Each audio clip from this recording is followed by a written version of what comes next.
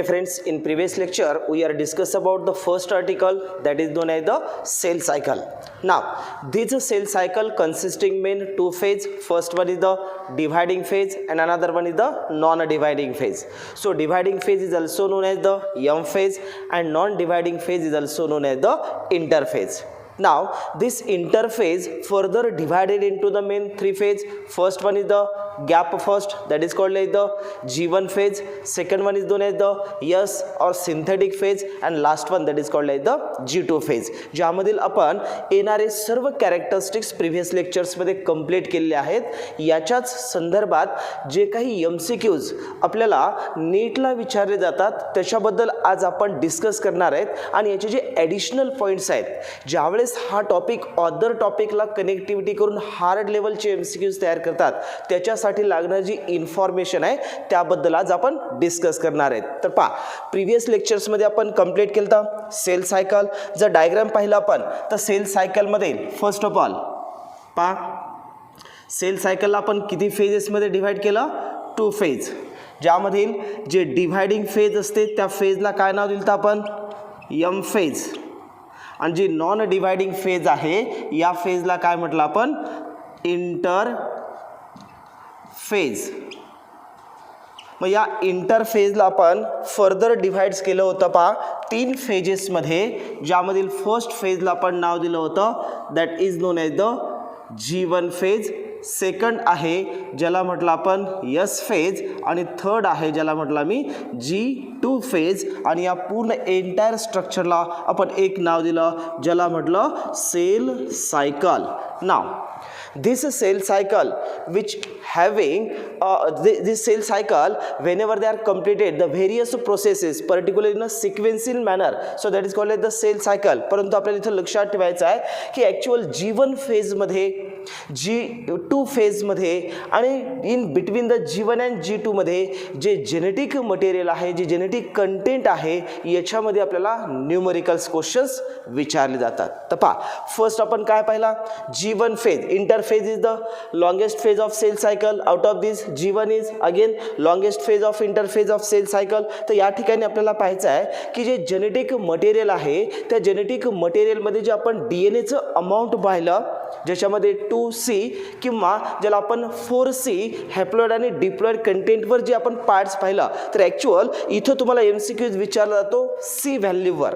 कोणती व्हॅल्यू म्हटलं जातं, C व्हॅल्यूवर क्वेश्चन ज्यावेळेस विचारला जाईल तर C व्हॅल्यू कशाला म्हणतात लक्षात ठेवायचं, the amount of DNA content present in a one set of chromosome. पहा amount of DNA content in one set of chromosome. पहा याच्या आधी आपण सेल टॉपिकमध्ये क्रोमोझोम्सबद्दल डिस्कशन्स केलं आहे ज्याला आपण न्यूक्लियस हा गव्हर्नमेंट ऑफ सेल ऑर्गेनेल पाहिलेला आहे ज्यांच्यामध्ये आपण मेन 4 पार्ट्स कंप्लीट केले ते nuclear membrane, nucleoplasm, chromatin and nucleolus. आणि याच क्रोमॅटिनचं कंडेन्सेशन होऊन काय तयार होतो, क्रोमोझोम. तर क्रोमोझोमवर बरेचसे कॅरेक्टरिस्टिक्स तुम्हाला माहीत असायला पाहिजेत कारण या क्रोमोझोमचं स्ट्रक्चर डिव्हायडिंग फेजमध्ये किंवा एम फेजमध्ये चेंजेस होतात. तर यामध्ये जो सेल सायकलचा पार्ट्स येईल त्यावेळेस तुम्हाला क्वेश्चन्स विचारले जाईल C value. Actual C value म्हणजे त्या ठिकाणी येणारा C मीन्स इथं काय आपण स्टेटमेंट दिलं 4C 2C म्हणजे अमाऊंट of DNA it becomes double during the S phase. आपण कॅरेक्टर पाहिलं पहा first of all G1 phase where which of the process takes place, G1 take the decision for cell division to stop the or restrict the cell division and enters inside the G0 phase. यानंतर पाहिलं की G1 phase मध्ये जे different टाइप्सचे proteins आहेत, different types of enzymes आहेत या सर्वांचं production, energy ज्याला आपण ATP म्हणतात याचं प्रोडक्शन हे सर्व कुठे होते, G1 फेज मध्ये होते. And whenever the G1 phase reaches up to the end point where the all preparations takes place for the replication of DNA and cell enter inside the S phase. आता या ठिकाणी पहा आपल्याला विचारायचं फक्त C व्हॅल्यूवर जर क्वेश्चन विचारला तर काय विचारला जातो. पहा तुम्हाला अशी कंडिशन दिली जाते. फॉर एक्झाम्पल इमॅजिन करा की सेल या पोझिशनला आहे आणि या सेलचं नेचर आहे डिप्लॉइड ज्याला म्हटलं आपण डिप्लॉइड 2n लिहितो आपण.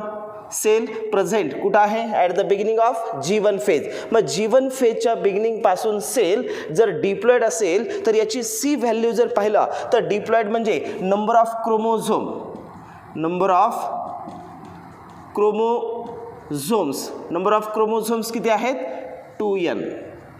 आणि याच्यामध्येच जर आपण विचारलं नंबर ऑफ कार्बन किंवा नंबर ऑफ सी व्हॅल्यू जर विचारलं तर या ठिकाणी नंबर ऑफ सी व्हॅल्यू पण असेल या ठिकाणी 2c. पा अमाऊंट ऑफ DNA इमॅजिन करायचं आहे की डिप्लॉइड सेल आहे. डिप्लॉइड सेलमधील number of chromosome one set of क्रोमोझोममध्ये 46 क्रोमोझोम ह्युमन बिंगमध्ये आहे. इमॅजिन करा ही ह्युमन सेल आहे. ह्युमन सेलमध्ये जे 23 पेअर्स ऑफ क्रोमोझोम जे आहेत ज्याला आपण 46 मध्ये लिहितात त्यातला वन सेट ऑफ क्रोमोझोम म्हटलं तर नंबर ऑफ क्रोमोझोम हा काय झाला 2n आणि यांच्यातला अमाऊंट ऑफ DNA हा जर म्हटलं त्याला म्हटलं आपण 2c. तर इमॅजिन करा की या ठिकाणी ज्यावेळेस ही सेल ग्रोथ होऊन G0 फेजमध्ये येते त्यावेळेस या सेलचा जी साईज आहे ती साईज इन्क्रीज होते आणि साईज इन्क्रीज झाल्यानंतर या ठिकाणी या पॉईंटवर यांच्यामध्ये सिंथेसिस कशाचं होतं various types of enzymes, various types of protein, nucleotides, amino acids या सर्वांचं सिंथेसिस झाल्यामुळं या सेलची ग्रोथ होते आणि सेलची साईज काय होते इन्क्रीज होते. तर या ठिकाणी आपल्याला चेक करायचं आहे की सी व्हॅल्यू काय आहे. मग या ठिकाणी पहा सेल कोणती आहे डिप्लॉइड. तर इथेही सेल काय असेल diploid cell as it is राहणार. नंबर ऑफ क्रोमोझोम्स काय असतील नंबर ऑफ क्रोमोझोम्स हेही number of chromosomes as it is 2n असतील आणि यांच्यामध्ये जो नंबर ऑफ या ठिकाणी नंबर ऑफ सी किंवा नंबर ऑफ सी व्हॅल्यू म्हटलं तर नंबर ऑफ सी व्हॅल्यू किती असेल इथं 2c. कारण या ठिकाणी कोणतंही DNAच्या अमाऊंटमध्ये चेंज होतो का नाही आहे. तर कॅरेक्टरिस्टिक्स लक्षात ठेवायचं during the G1 phase the genetic material it do not produce it double amount because during the G1 phase the various types of proteins are synthesized, various types of energy molecules are produced. Now these are the phase where the DNA do not replicate. हे character लक्षात ठेवायचं ज्यामुळं at the beginning of G1 phase an amount of DNA content विचारलं 2c असेल तर at the end of G1 म्हटलं तर as it is value काय राहते सेम राहते. याच्यानंतर क्वेश्चन्स असा विचारला जाईल whenever this cell they are reaches up to the कुठपर्यंत आला at the end of S phase. For example ही सेल आता या ठिकाणी आहे. ज्या सेल्समध्ये जर अमाऊंट ऑफ किंवा नंबर ऑफ क्रोमोझोम्स म्हटलं तर या ठिकाणी लक्षात ठेवा नंबर ऑफ क्रोमोझोम्स कसा असेल 2n ॲज इट इज डिप्लॉइडला डिप्लॉइड सेल राहते. त्यानंतर इथं जे नंबर ऑफ सी व्हॅल्यू जर इथं विचारली तर नंबर ऑफ सी व्हॅल्यू काय असेल 4c. पाहिला आपण काल कारण DNA रिप्लिकेशन ही प्रोसेस कुठं होते यस फेजमध्ये होते. मग कंडिशन जर तुम्हाला दिलं suppose in a one cell the cell present at the G1 phase where the C value is 2c and but this cell they reaches up to the end of S phase whenever the number of क्रोमोझोमचा नंबर काय असेल as it is राहील पण त्यातलं जे amount आहे ते अमाऊंट इथं काय होतं डबल होतं. म्हणजे number of chromosome as it is but the value it becomes त्यांच्यातली जी सी व्हॅल्यू आहे ती काय होते डबल होते. कारण याचं कॅरेक्टरिस्टिक्स आहे whenever the cell enter inside the S phase where the DNA replication process takes place at that time the DNA it produce the double amount but do not divide but the chromosome number is as it is. खूप साऱ्या विद्यार्थ्यांना इथं confusion होतं पहा. Number of chromosome as it is राहतात पण amount of DNA double होतं. Actual काय होतं त्या ठिकाणी पहा जर आपण क्रोमोझोमची डायग्राम पाहिला पहा ॲक्च्युअल क्रोमोझोम्स ज्यावेळेस आपण पाहतो त्यावेळेस या ठिकाणी हा क्रोमोझोम या क्रोमोझोमच्या या ठिकाणी आपण ज्याला सेंट्रोमियर म्हणतो आपण सेंट्रोमियरपासून हा दुसरा आर्म्स ज्याला हा क्रोमोझोम कंटेंट म्हटलं ज्यांच्यामध्ये क्रोमोझोमच्यामध्ये या ठिकाणी पाहतो आपण जे DNA कंटेनिंग मटेरियल असतं क्रोमोनेमेटा म्हणतो आपण त्याला जे जेनेटिकल कॅरेक्टर मेंटेन करतात. That is the structure of chromosome. पाहिला आपण हा पॉईंट्स कोणता आहे, सेंट्रोमियर. हे काय आहेत, क्रोमॅटिड्स. या टोटल स्ट्रक्चरला काय म्हणतो आपण, क्रोमोझोम. या ठिकाणी आपण 1 सेट घेतलेला आहे. इथं आपण 2n डिप्लॉइड. या ठिकाणी काय असतं, होमोलोगस क्रोमोझोम पेअरमध्ये असतात 2. इथं आपण मेन्शन्स केला 1 chromosome.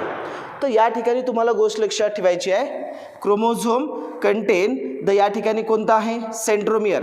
But whenever this chromosome present in the G1 phase and after whenever they are enter inside the S phase and at the end of S phase the various changes takes place. हाच chromosome जर पाहिलं तर या क्रोमोझोममध्ये structurally काय होतं, या DNAचं replication होतं, म्हणजे DNAचं अमाऊंट डबल होतं, पण chromosome number as it is राहतो. काय होतं की हा जो क्रोमोझोम आहे, हा क्रोमोझोम ॲज इट इज आपण काढतोय सेंट्रोमियर. सेंट्रोमियर पासून डिवाइड्स होऊन सेंट्रोमियरला अटॅच असणाऱ्या क्रोमॅटिड्स, या क्रोमॅटिड्समध्ये प्रेझेंट असणारे जे आपण पार्ट दाखवलेला आहे, कोणता, अमाऊंट ऑफ DNA. इनिशियल स्टेजचं हे अमाऊंट ऑफ DNA. या अमाऊंट ऑफ DNA मध्ये ही फेज कोणती आहे, at the time of G1 phase. आणि ज्यावेळेस हा G1 फेजमधून हा at the end of S phase किंवा आपण G2 फेजमध्ये जर पाहिलं तर G2 फेजमध्ये DNAचं काय होतं, रिप्लिकेशन. म्हणजेच इनिशियली बारकाईने लक्ष द्या, इथं जर हा क्रोमोनेमेटा असतात, या क्रोमोनेमेटाचं डबल्स कॉपीज तयार होतात. म्हणजेच या ठिकाणी याचं रिप्लिकेशन्स होऊन या डुप्लिकेशन्स किंवा रिप्लिकेशन्स होऊन त्यांच्या अमाऊंट डबल झालं. इथं सिंगल आहे, याचं डुप्लिकेशन्स होऊन याला पेअर होतात, याचं डुप्लिकेशन्स होऊन याला पेअर होतात. या प्रोसेसला काय म्हणतो आपण, रिप्लिकेशन. रिप्लिकेशन्स कुठं होतं, S फेज. मग G1 फेजमध्ये असताना ही इनिशियल स्टेज झालं. ज्यावेळेस S फेजमध्ये एंट्री करतं त्यावेळेस त्याचं रिप्लिकेशन्स होऊन इथं काय तयार झालं, डबल कॉपीज DNAचं अमाऊंट तयार झालं. यानंतर सेम याही रिजन्समध्ये हा कंप्लीट पार्ट्स काय होतो, डुप्लिकेशन्स होतो. आणि क्रोमोझोम जो आहे तो क्रोमोझोम या ठिकाणी 2 आर्म्समध्ये किंवा 2 आर्म्समध्ये त्याला डिव्हाइड केलं जातं. ॲक्च्युअल हा क्रोमोझोम इथून आपण हा डिव्हाइड करतोय आणि डिव्हाइड केल्यानंतर हा क्रोमोझोम्स 2 आर्म्समध्ये डिव्हाइड्स होतो. त्यानंतर हा क्रोमोझोम्स 2 आर्म्समध्ये डिव्हाइड होतो. मग या पार्टला आता काय नाव दिलं आपण, हा ही क्रोमोझोम आहे. किती क्रोमोझोम आहे, 1 सेट ऑफ क्रोमोझोम, किंवा याचा जर नंबर्स म्हटलं, नंबर ऑफ किती क्रोमोझोम्स आहेत, 1 सेट. इथेही पाहिलं तर नंबर ऑफ क्रोमोझोम्स म्हटलं तर कोणता क्रोमोझोम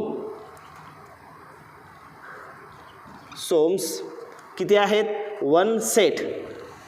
इथंही क्रोमोझोम सिंगल आहे, इथंही क्रोमोझोम सिंगल आहे. फक्त काय झालं जो क्रोमोझोमच्या मध्ये DNA कंटेंट आहे त्या DNA कंटेंटचं रिप्लिकेशन झालं आणि हे रिप्लिकेशन्स कुठं होतं, S फेजमध्ये. म्हणजेच नंबर ऑफ क्रोमोझोम जर 2n असतील तर at the end of S chromosome numbers काय असेल, 2n डिप्लॉइडच राहणार. पण जर का या क्रोमोझोममधली C व्हॅल्यू किंवा अमाऊंट ऑफ DNA म्हटलं तर अमाऊंट ऑफ DNA इथं 2C असेल तर इथं काय होणार, 4C. म्हणजेच अमाऊंट काय झालं, डबल झालं. नंबर ऑफ क्रोमोझोम्स किती आहेत, एक्झॅक्टली सेम. एक क्रोमोझोमचा सेट दाखवतोय, दुसरा एक क्रोमोझोम एकच आहे, पण क्रोमोझोम मधलं अमाऊंट ऑफ DNA काय झालं, चेंज. तर क्वेश्चन्स काय विचारतील, नंबर ऑफ क्रोमोझोम G1 मध्ये फॉर एक्झाम्पल असं म्हटलं, in a G1 phase suppose in a 1 plant the number of chromosome is 16 आहेत. मग S फेजच्या नंतर क्रोमोझोम नंबर्स काय असतील, 16च असतील. क्रोमोझोम नंबरमध्ये चेंज होतो का, नाही आहे. आणि असं दिलं G1 फेजमध्ये अमाऊंट ऑफ C व्हॅल्यू किंवा अमाऊंट ऑफ DNA कंटेंट जर असेल तर तो दिला आपल्याला 10C. At the end of किंवा at the time during the G2 phase त्या ठिकाणी C व्हॅल्यू काय असेल, करेक्ट, तो डबल होईल. म्हणजे 10C असेल तर काय असणार, 20C. हा फक्त डिफरन्स लक्षात ठेवायचा. क्रोमोझोम नंबर चेंज होत नाही आहे, पण अमाऊंट ऑफ DNA काय होतं, चेंज. याच्यानंतर हा जर कंटेंट्स आपण G2 पासून जर पास केला, G2 पासून इथं जर यावेळेस आपण at the end of G1 फेजमध्ये येतात त्यावेळेस इथं जर विचारलं तर या ठिकाणी सुद्धा सेलचं स्ट्रक्चर नंबर ऑफ काय असतील या ठिकाणी, number of chromosome as it is diploid असणार. त्यानंतर या ठिकाणी नंबर ऑफ सी व्हॅल्यू जर विचारलं तर त्या ठिकाणी सी व्हॅल्यूसुद्धा काय असणार 4C. म्हणजेच या ठिकाणी अमाऊंट जे आहे ते अमाऊंट काय राहतं as it is. But main functions of G2 कोणते फंक्शन्स पाहिले आपण, कारण DNA रिप्लिकेशन स्टॉप इथं होतं. एकदा अमाऊंट डबल झाल्यानंतर तेच अमाऊंट ॲज इट इज कुठं राहतं at the end of G2. कारण इथं असं विचारलं जातं की नंबर हा रिड्यूस केव्हा होतो किंवा डिव्हाइड केव्हा होतो किंवा 2Nचं ॲज इट इज 2N मध्ये कन्व्हर्जन केव्हा होतं. तर या ठिकाणी प्लॉयडी कसे असेल, डिप्लॉयडच प्लॉयडी आहे पण DNAचं अमाऊंट डबल आहे. ॲक्च्युअल याच्यानंतर ज्यावेळेस हा cell reaches up to the कुठे येते M फेज. तर इथं थोडकं बारकाईने लक्ष द्या. M फेजमध्ये जे फर्स्ट फेज आहे, ज्या फर्स्ट फेजला काय म्हटलं आपण प्रोफेज, सेकंड आहे मेटाफेज, थर्ड आहे ॲनाफेज आणि फोर्थ आहे ज्याला म्हटलं आपण टीलोफेज. आणि ॲक्च्युअल या तिन्ही फेजला मिळून एक नाव दिलं जातं ज्याला म्हणतो आपण कॅरिओकायनेसिस. and at the end of karyokinesis where one of the processes takes place that is known as the कोणती प्रोसेस होते इथं सायटोकायनेसिस. आणि या सायटोकायनेसिसमध्ये डिव्हिजन कुणाचं होतं सायटोप्लाझम. आणि at the end of cytoplasm cell काय होतात डिवाइड होतात. तर आपल्याला पुढे डिटेल्समध्ये M फेजमध्ये पाहायचं आहे की सेल डिव्हिजन होताना इक्वल डिस्ट्रीब्युशन हे जेनेटिक मटेरियल म्हणजे DNAचं अमाऊंट कोणत्या पद्धतीनं केलं जातं. तर इथं आपल्याला मेन क्वेश्चन सी व्हॅल्यूवर आला. कधी असं विचारलं तर G1 फेजमध्ये नंबर ऑफ क्रोमोझोम किंवा नंबर ऑफ क्रोमोझोम 5 आहेत and at the time of G2 number of chromosome काय असेल ॲज इट इज, काहीच चेंज होत नाही लक्षात ठेवायचं. या ठिकाणी जर अमाऊंट ऑफ DNA 10 असेल तर अमाऊंट ऑफ DNA G1च्या एंडिंगला किती असेल ॲज इट इज. यसमध्ये गेल्यानंतर काय होईल डबल आणि नंतर G2 मध्ये असेल नंतर काय असेल जे एसमध्ये आहे तोच G1 मध्ये राहणार. पण ॲक्च्युअल M फेजमध्ये गेल्यानंतर ते डिव्हाइड होतं आणि ॲक्च्युअल ते डिव्हाइड कधी होतं तर मेटाफेजपर्यंत सेम राहतं, ॲनाफेजमध्ये तो डिवाइड होतो. तर या ठिकाणी लक्षात ठेवायचं at the time of M phase the number of chromosome equally, म्हणजेच ही सेल M फेजमध्ये गेल्यानंतर या सेलचं डिवाइड होऊन ज्यावेळेस ही सेल तयार होते ॲज इट इज हेही डिप्लॉयड असते, हेही डिप्लॉयड आहे.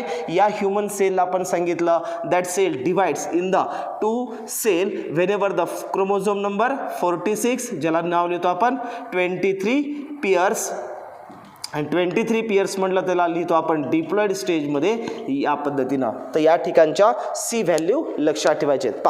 काय काय लक्षात ठेवायचं cell cycle is the process in which the various sequential events takes place during the cell division. ज्यामधील फेजेस किती आहेत 2. पहिल्या फेजचं नाव काय इंटरफेज. लॉंगेस्ट फेज कोणती इंटरफेज. टाइम पिरियड किती लागतो 95%. ज्यांच्यामध्ये किती फेजेस आहेत 3. त्यातली पहिली कोणती आहे G1, दुसरी कोणती आहे यस आणि तिसरी कोणती आहे G2. प्रत्येकाचे कॅरेक्टरिस्टिक्स ट्युब्युलिन प्रोटीन कुठं तयार होतं करेक्ट G2 फेजमध्ये. रिप्लिकेशन ऑफ DNA कुठं होतं यस फेजमध्ये. अमाऊंट ऑफ DNA डबल कुठं होतं यस फेजमध्ये. ट्युब्युलिन प्रोटीन सिंथसाइजला स्टार्टिंग कुठं होतं बिगिनिंग ऑफ कोणती फेज G2 फेज. ट्युब्युलिन प्रोटीनचं मेन फंक्शन्स काय synthesis of spindle protein. Actual या ठिकाणी जो स्पिंडल प्रोटीन फॉर्मेशन्स किंवा स्पिंडल फायबर लागतात M फेजमध्ये क्रोमोझोमला डिवाइड करताना किंवा कॉन्ट्रॅक्ट करताना स्पिंडल फोलचं फॉर्मेशन्स होतं आणि याच्यासाठी जे ट्युब्युलिन प्रोटीन आहे त्याचं सिंथेसिस कुठं होतं G2 फेजमध्ये. तर पुन्हा एक गोष्ट लक्षात ठेवायची आहे की या सेल सायकलमध्ये ॲक्च्युअल या प्रोसेस प्रॉपरली प्रेझेंट आहेत किंवा नाही आहेत किंवा त्या प्रॉपरली प्रिपरेशन्स केलेल्या आहेत किंवा नाही आहे याच्यासाठी या सेल सायकलमध्ये मेन 3 चेक पॉईंट्स असतात. परत नाव लक्षात ठेवा how many check point present in the cell cycle 3 checkpoint present in the cell cycle and that checkpoint to check the various processes properly takes place in a G1, S, G2 and M phase. तर याला काय म्हणतो आपण check point. Sale cycle मधले जे 3 check points आहेत ते आपण पाहतोय. Checkpoint present in a cell cycle. यापैकी फर्स्ट चेक पॉइंट्स म्हटलं तर first checkpoint that is called as the present in a G1 checkpoint second one is known as the G2 checkpoint, and third one is known as the M checkpoint. M phase checkpoint असतो. या ठिकाणी main 3 चेकपॉईंटमध्ये actual various types of processes हे properly complete झाले की ह्याचं checking केलं जातं आणि त्या ठिकाणी लक्षात ठेवायचं आहे की कोणकोणत्या प्रोसेसचं किंवा कोणत्या कोणत्या पार्टचं चेकपॉईंट्स हा प्रॉपरली प्रिपरेशन्स करतात. या ठिकाणी पहा फर्स्ट चेकपॉईंट्स कुठं म्हटलं G1, तर G1 फेज पहा या ठिकाणी G1 फेज आहे. तर या G1 फेजमध्ये at the end of G1 phase where the checkpoint is present. पहा फॉर एक्झाम्पल हा G1 फेज आहे. या G1 पॉईंट्समध्ये या ठिकाणी ॲट द एंडिंगला हा पार्ट प्रेझेंट आहे ज्याला काय म्हटलं आपण first checkpoints, and they are present at the end of G1. याला म्हटलं आपण G1 checkpoints, and that points which check the various processes takes place at the end of G1. याच्यासाठी आपल्याला G1च्या प्रोसेस माहीत असणं गरजेचं आहे. G1 फेजमध्ये किंवा गॅप फर्स्टमध्ये कोणती प्रोसेस कंप्लीट होते? G1 फेजमध्ये या ठिकाणी सिंथेसिस ऑफ कशाचं सिंथेसिस होतं? To check the damage of DNA molecule, or whenever the DNA molecule it becomes damaged, so cell they do not enter inside the S phase. First of all check पॉईंट्समध्ये कोणता points हा check केला? To damage the DNA molecule or whether it is are properly or normally present. म्हणजेच ज्यावेळेस G1 फेजमध्ये DNAचं content पाहिलं जातं तर त्या DNAच्या कंटेंटमध्ये कोणता DNAचा पार्ट डॅमेज आहे किंवा तो नॉर्मल आहे हे चेक करण्याचा पॉईंट्स म्हणजे कोणता? G1 check points. कारण या G1च्या नंतर ज्यावेळेस सेल S फेजमध्ये एंट्री करेल त्यावेळेस त्या DNAचं काय होतं? रिप्लिकेशन्स. म्हणून या ठिकाणी तो DNA प्रॉपरली प्रेझेंट आहे किंवा तो DNA मॉलिक्यूल डॅमेज आहे याचं चेक पॉईंट हा कुठे केला जातो? G1 चेक पॉईंट्समध्ये केलं जातं. म्हणून या ठिकाणी फर्स्ट स्टेटमेंट लक्षात ठेवा, DNA डॅमेज्ड आहे या नॉर्मल स्टेजमध्ये आहे या कंटेंटला किंवा या पार्टला चेक करणारा पॉईंट्स कुठे असतो? G1 पॉईंट किंवा G1 फेजच्या एंडिंगला. तर या ठिकाणी DNA because this whenever the cell enter inside the S phase त्या ठिकाणी गेल्यानंतर काय होणार?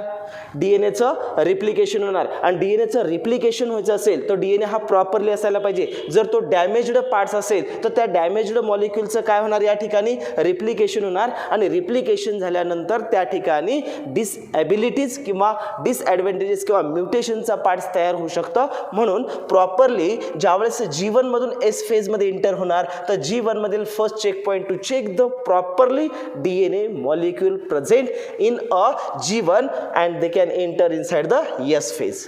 याच्यानंतर पाहिजे आपल्याला की S फेजमध्ये ॲक्च्युअल DNAचं रिप्लिकेशनसाठी जे प्रॉपर एन्झाईम्स ॲक्च्युअल एन्झाईम्स कोणतं पाहिलं होतं आपण? That is called the DNA polymerase. त्यानंतर या ठिकाणी ATP मॉलिक्यूल ज्याला आपण एनर्जी मॉलिक्यूल्स म्हटलं किंवा डिफरंट टाइप्स ऑफ एन्झाईम्स और proteins which are synthesized properly in a G1 phase. G1 फेजमध्ये या सर्वाचं properly preparations amount of DNA आणि त्याला लागणारं जे एन्झाईम्स आहेत, प्रोटीन्स आहेत, मॉलिक्युल्स आहेत, एनर्जी आहे हे प्रॉपरली या प्रोसेससाठी सर्व प्रिपरेशन्स झालेलं आहे किंवा नाही आहे याचा चेक पॉईंट हा कुठे असतो? G1. म्हणजेच G1 मध्ये सर्व होणाऱ्या प्रोसेस प्रॉपरली झाल्यात किंवा नाही आहे हे चेक करणारा जो पॉईंट असतो तो कोणता असतो? G1. म्हणजेच यामधील कोणत्या प्रोसेसला चेक केलं जातं असं जर विचारलं तर आपल्याला प्रोसेस माहीत असायला पाहिजे. फॉर एक्झाम्पल तुम्हाला असा क्वेश्चन्स विचारला G1 चेक पॉईंट्समध्ये DNAचं रिप्लिकेशन चेक केलं जातं का? नाही आहे. कारण G1 फेजमध्ये DNAचं रिप्लिकेशन होणार नाही आहे. तर हे कॅरेक्टर स्टडी करण्यासाठी आपल्याला प्रॉपरली कोणत्या प्रोसेसमध्ये किंवा कोणत्या फेजमध्ये कोणती प्रोसेस होते हे लक्षात असणं गरजेचं आहे. म्हणून फर्स्ट फेजमध्ये DNA डॅमेज और नॉर्मल प्रेझेंट आहे तो पाहिला जातो. DNAसाठी सिंथेसिस करण्यासाठी रिप्लिकेशनसाठी जे एन्झाईम आहे ज्या DNA पॉलिमरेज एन्झाईमचं नाव लक्षात ठेवा. ATP मॉलिक्यूल ज्यावेळेस आपल्याला रिप्लिकेशन होतं त्यावेळेस एनर्जीची रिक्वायरमेंट असते. एनर्जी बायोलॉजिकल सोर्स आहे जो कोण आहे ATP, याचं प्रॉपरली फॉर्मेशन्स जीवनमध्ये झालं किंवा नाही आहे हेही चेक केलं जातं. आणि डिफरंट टाइप्स ऑफ एन्झाईम किंवा एक प्रोटीनचा मॉलिक्यूल कंबाईन प्रोटीन एक ग्रुप्स असतो ज्याला म्हणतो आपण सायक्लिन, ज्याला CDKs असं नाव दिलं जातं. CDKs किंवा सायक्लिन प्रोटीन, या सायक्लिन प्रोटीनचं ॲक्टिवेशन केलं जातं. ॲक्टिवेशन्स ऑफ सायक्लिन प्रोटीन, हे जे सायक्लिन प्रोटीन आहे याचं सुद्धा ॲक्टिवेशन चेक हे G1 पॉईंट्समध्ये केलं जातं. Because this cyclin protein or CDKs म्हणजेच काय, cyclin dependent kinase, cyclin dependent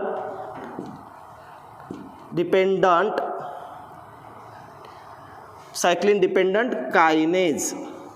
actual CDK म्हणतो आपण त्याला, यांना ॲक्टिवेट केलं जातं. And that activate of cyclin is required for the initiate the transcriptions. ॲक्च्युअलीची गरज का लागते, इनिशिएट, कुणाचं इनिशिएशन्स करतात, ट्रान्सक्रिप्शन्स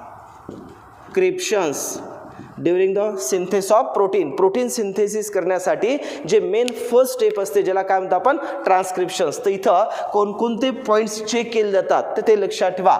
एन्झाईमचं सिंथेसिस, DNA नॉर्मल और डॅमेज्ड आहे, ATPचं सिंथेसिस आहे, प्रॉपरली एन्झाईम प्रोटीन सिंथेसिस आहे का, आणि सायक्लिन प्रोटीन हे ॲक्टिवेट होतात. आणि त्या सायक्लिन प्रोटीनला ॲक्टिवेट का केलं जातं तर activations for the initiate the process of transcriptions whenever the protein synthesis takes place. म्हणजेच या सर्व पॉईंट्सला चेक करणारा जो पार्ट आहे ज्याला काय म्हटलं आपण G1 check point, and that is the first check point present in the cell cycle. Second actual याच्यामध्ये चेक पॉईंट्स पाहिला तर कोणता दिला आपण, that is called the G2 check points.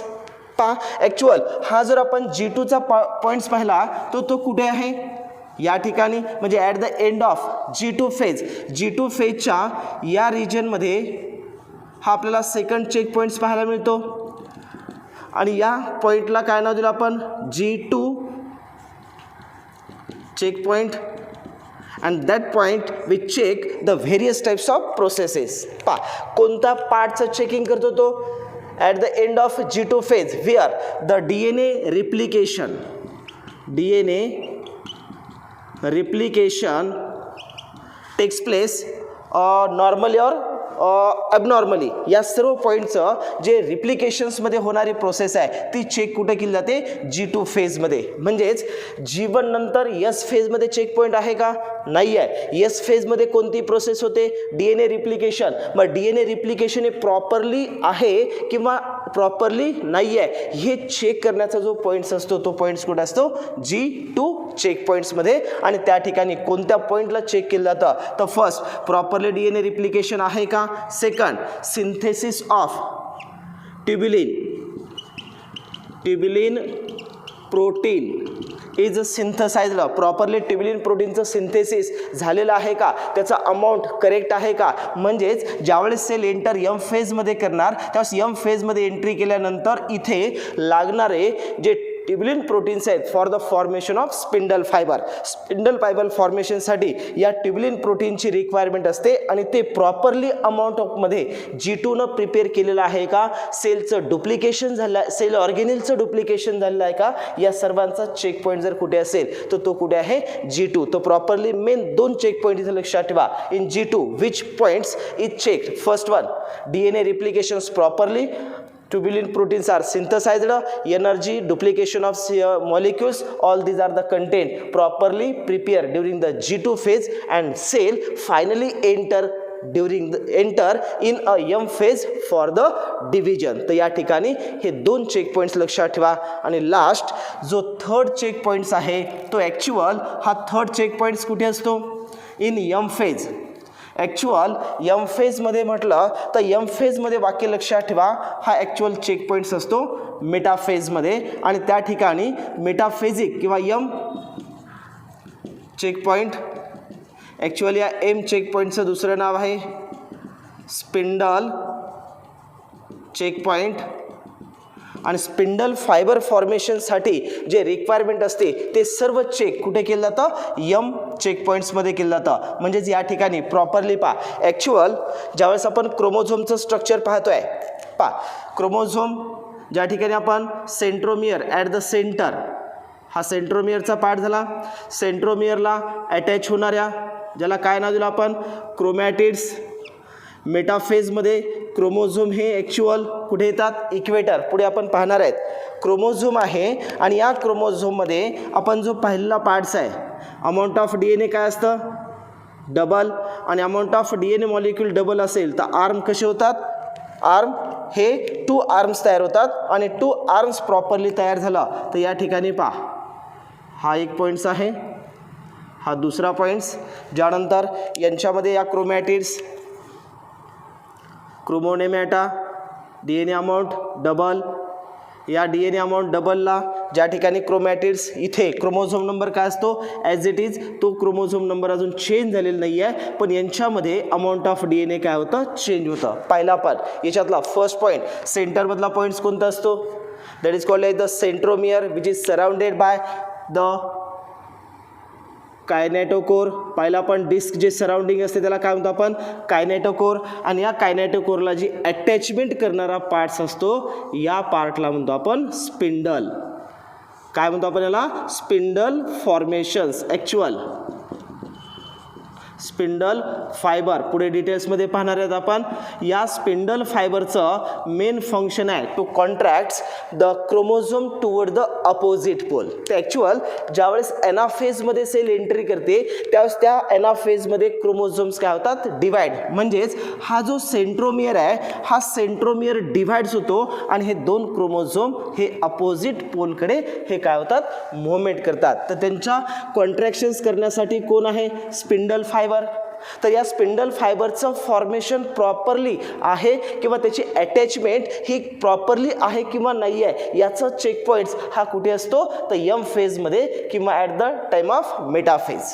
पा फॉर एक्झाम्पल इथं जर हा कायनेटोकोरचा हा स्पिंडल फायबर जर प्रॉपरली अटॅच नसेल आणि एकाच साईडलाच तो अटॅच असेल तर या ठिकाणी ड्युरिंग द एनाफेज काय होणार, chromosome contract toward the opposite pole. म्हणजेच हा एंटायर क्रोमोझोम, म्हणजे इथं जे क्रोमोझोम डिव्हाइड व्हायला पाहिजे तो होल सेट्स ऑफ क्रोमोझोम एका साईडला जाणार आणि अपोजिट सेलमध्ये क्रोमोझोम आहे का नाही आहे, तर या ठिकाणी ती ॲबनॉर्मलिटीज तयार होते. तर ही ॲबनॉर्मलिटीज येऊ नये म्हणून स्पिंडल फॉर्मेशन हे प्रॉपरली आहे का, त्याची अटॅचमेंट कायनेटोकोर्सला प्रॉपरली केलेली आहे का, या सर्वांचा जो चेक पॉईंट आहे तो चेक पॉईंट कुठं असतो, यम फेज. आणि ॲक्च्युअल यम फेजमध्ये कुठं असतो, मेटाफेजमध्ये. Because during the metaphase all chromosomes they are arranged at a equator and where the cell enter inside the anaphase, the centromere divide and move the chromosome toward the opposite pole. आता याच्या आधीच आपण parts पाहिला की ज्यांच्यामध्ये जे carbon ज्याला आपण कंटेंट ऑफ सी व्हॅल्यू म्हटलं,